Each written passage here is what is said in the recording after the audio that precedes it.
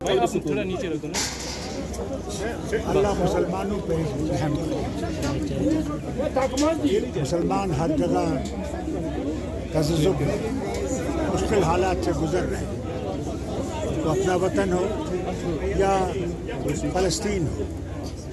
अफसोस तो मुझे इस बात का आता है कि मुसलमान हुकूमतें खामोश हैं, जहाँ पे कि फ़लस्तीन में कत्ल गैरत हो रही, लोगों को शहीद किया जाए।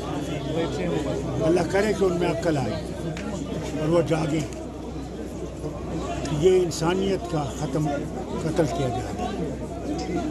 हम लोग फ़लस्तीन के लोगों के साथ हैं और अल्लाह से यही दुआ कर दी है कि उनको इस मुसीबत से निकालें और वो बेहतर दिन देख सकें और हमारा वतन आबाद रहे। इसमें सब कौमें जो रहती हैं वो भाईचारे में रहें, दोस्ती में और हमदर्दी में रहें, एक दूसरे को पहचानें, एक दूसरे के दीन को इज़्ज़त करें। यही हमारी सबसे बड़ी दुआ है। अपना मुल्क हो, सब कॉन्टिनेंट हो या नेबरिंग कंट्रीज पाकिस्तान हो, कितना ज़रूरी है हम नामान यहाँ पे स्टेबल है। मैं समझता हूँ बहुत ज़रूरी है कि हम लोग सब दोस्ती में रहें। दोस्ती में ही हम लोग तरक्की कर सकते हैं। जितना हम दुश्मनी में रहेंगे उतना हम लोग तरक्की नहीं कर सकते। अल्लाह करे कि वो